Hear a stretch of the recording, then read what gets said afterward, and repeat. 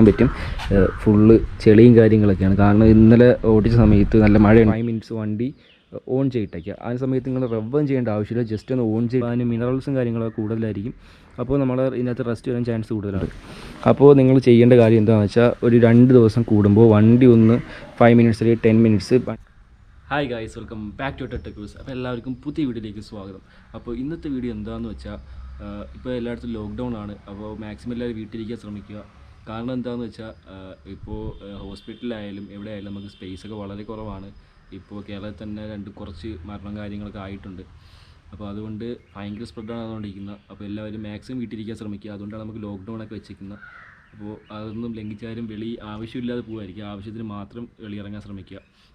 അപ്പോൾ നമ്മുടെ ടോപ്പിക് അതല്ല. നമ്മുടെ ടോപ്പിക് എന്താണെന്ന് വെച്ചാൽ നമ്മൾ വീട്ടിലിരിക്കുന്നത് കൊണ്ട് തന്നെ നമ്മളെ വണ്ടി വെളി പോകത്തില്ല. അപ്പോൾ ഓടായിരിക്കുന്ന വണ്ടിക്ക് അതിൻ്റേതായിട്ടുള്ള കംപ്ലയിൻറ്റ്സ് അല്ലെങ്കിൽ അതിൻ്റേതായിട്ടുള്ള ചെറിയ ചെറിയ ഡാമേജസ് വരാൻ ചാൻസ് ഉണ്ട്. അപ്പോൾ ഇന്നത്തെ വീഡിയോ പറയാൻ പോകുന്ന ആ ഡാമേജസ് നമുക്ക് എങ്ങനെ കുറയ്ക്കാം അല്ലെങ്കിൽ എങ്ങനെ വരാതിരിക്കാൻ നോക്കാം. അപ്പോൾ അതിനെക്കുറിച്ചുള്ള ടിപ്സ്, അതേപോലെ വന്നാൽ നമുക്കിതെങ്ങനെ ക്യൂർ ചെയ്യാം, അങ്ങനത്തെ കുറച്ച് കാര്യങ്ങളൊക്കെയാണ് നമ്മൾ പറയാൻ പോകുന്നത്.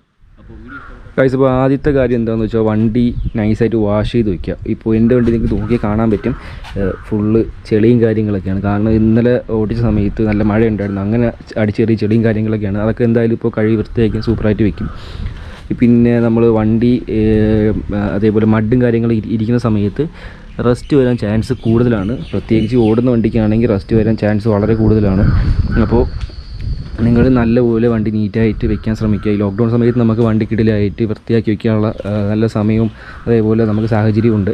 അതായത് നമുക്ക് വണ്ടി പോളിഷ് ചെയ്യാനോ അല്ലെങ്കിൽ നല്ലപോലെ തുടച്ച് വാക്സ് ചെയ്യാനോ എന്ത് വേണമെങ്കിലും നമുക്ക് ചെയ്യാനുള്ള സമയവും കാര്യങ്ങളൊക്കെ ഉണ്ട്. അപ്പോൾ നിങ്ങൾ അങ്ങനെ ചെയ്യാൻ ശ്രമിക്കുക. ഫുള്ളായിട്ട് വണ്ടി ക്ലീൻ ചെയ്ത് വെക്കണം കേട്ടോ. ഇപ്പോൾ ഓടായിരിക്കുന്ന വണ്ടി ആയതുകൊണ്ട് നമുക്ക് ഒന്നെങ്കിൽ മൂടിയിടാം. മൂടിയിടുന്ന സമയത്ത് നമുക്ക് കോട്ടൺ ക്ലോത്ത് അങ്ങനത്തെ ഒന്നും യൂസ് ചെയ്യാതിരിക്കുക. ഒന്നെങ്കിൽ പ്ലാസ്റ്റിക് അതേപോലത്തെ വണ്ടി മൂടാൻ പറ്റുന്ന സംഭവങ്ങൾ വെച്ച് മാത്രം വണ്ടി മൂടിയിടാൻ ശ്രമിക്കുക. പിന്നെ നിങ്ങൾ വണ്ടി വാഷ് ചെയ്തതിന് ശേഷം ഫുള്ളായിട്ട് ആ വെള്ളം എല്ലായിടത്തും തുടച്ച് മാറ്റണം.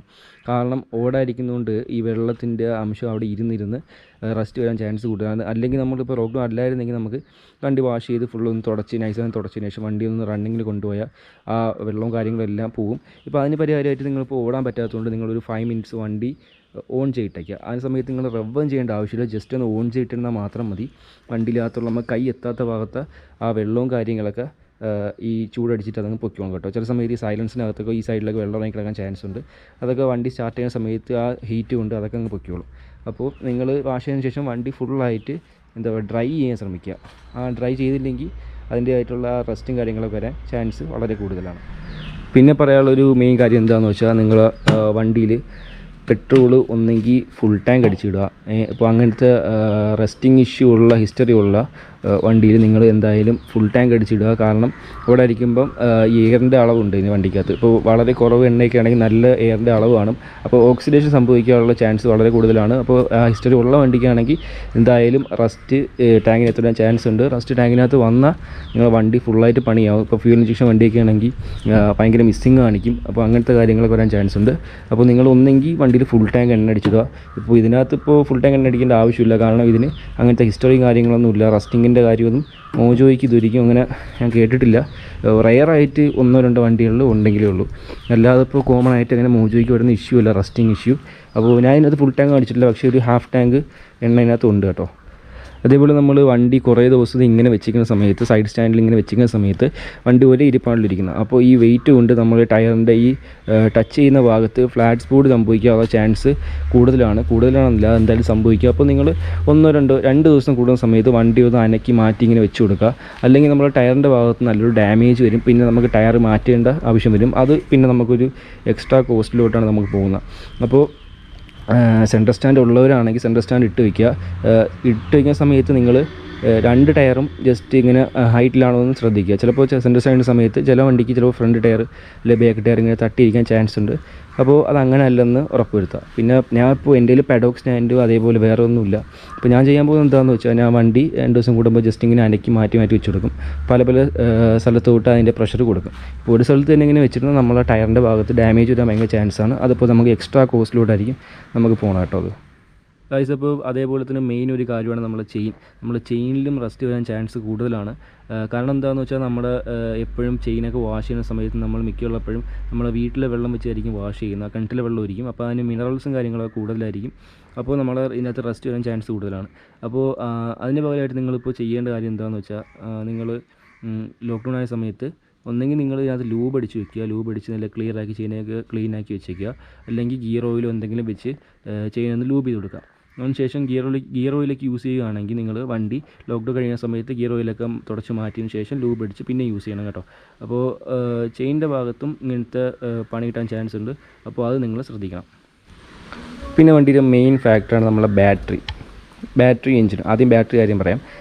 ബാറ്ററി നമ്മളിപ്പോൾ വണ്ടി യൂസ് ചെയ്യുന്ന സമയത്ത് ബാറ്ററിയുടെ ചാർജ് ഇറങ്ങിപ്പോകാൻ ചാൻസ് ഉണ്ട്. അപ്പോൾ നിങ്ങൾ ചെയ്യേണ്ട കാര്യം എന്താണെന്ന് വെച്ചാൽ ഒരു 2 ദിവസം കൂടുമ്പോൾ വണ്ടി ഒന്ന് 5 മിനിറ്റ്സ് അല്ലെങ്കിൽ 10 മിനിറ്റ്സ് വണ്ടി ജസ്റ്റ് ഒന്ന് ഇങ്ങനെ സ്റ്റാർട്ട് ചെയ്യിട്ടേക്കുക. അതിൻ്റെ കൂടെ റെവ് ചെയ്യേണ്ട ആവശ്യമൊന്നുമില്ല, വണ്ടി ജസ്റ്റ് ഒന്ന് സ്റ്റാർട്ട് ചെയ്തിട്ടുണ്ടെങ്കിൽ മാത്രം മതി വണ്ടി. അപ്പോൾ ആ ബാറ്ററിയുടെ ഡിസ്ചാർജിങ് നമുക്ക് എന്താ പറയുക ബാലൻസ് ചെയ്യാൻ പറ്റും. അല്ലെങ്കിൽ നമ്മളിങ്ങനെ യൂസ് ചെയ്ത് വെച്ചിരുന്ന വണ്ടിയിലെ ചാർജ് എത്ര ഇറങ്ങിപ്പോവും, പിന്നെ ബാറ്ററി പിന്നെ കൊണ്ടുപോയി മാറേണ്ട അല്ലെങ്കിൽ പിന്നെയും കൊണ്ട് ചാർജ് ചെയ്യേണ്ട അവസ്ഥയിൽ പോകും കേട്ടോ. അപ്പോൾ അതേപോലെ തന്നെ എഞ്ചിൻ്റെ കാര്യത്തിൽ പറയാനുള്ളത്, അപ്പോൾ എഞ്ചിൻ നമ്മൾ സ്റ്റാർട്ട് ചെയ്യുന്ന സമയത്ത് വണ്ടി എന്താ പറയുക നമ്മുടെ കോൾഡ് സ്റ്റാർട്ടർ എന്നൊക്കെ പറയുന്ന പോലത്തെ ആ ഒരു സ്റ്റേജിലോട്ട് വണ്ടിയുടെ എഞ്ചിൻ എത്തും. ഇപ്പോൾ കോൾഡ് എഞ്ചിനായി പോകും. അപ്പം നിങ്ങൾ 2 ദിവസം കൂടുമ്പോൾ വണ്ടി ഒന്ന് സ്റ്റാർട്ട് ചെയ്തിട്ട് കൊടുക്കുക. അതിൻ്റെ റിവ് ചെയ്യേണ്ട ആവശ്യമൊന്നുമില്ല, ജസ്റ്റ് ഒരു 10 മിനിറ്റ്സ് സ്റ്റാർട്ട് ചെയ്തിരുന്ന വണ്ടിയുടെ ആ ഒരു എഞ്ചിൻ്റെ ഐഡിയൽ ഹീറ്റിലോട്ട് വണ്ടി എത്തും കേട്ടോ.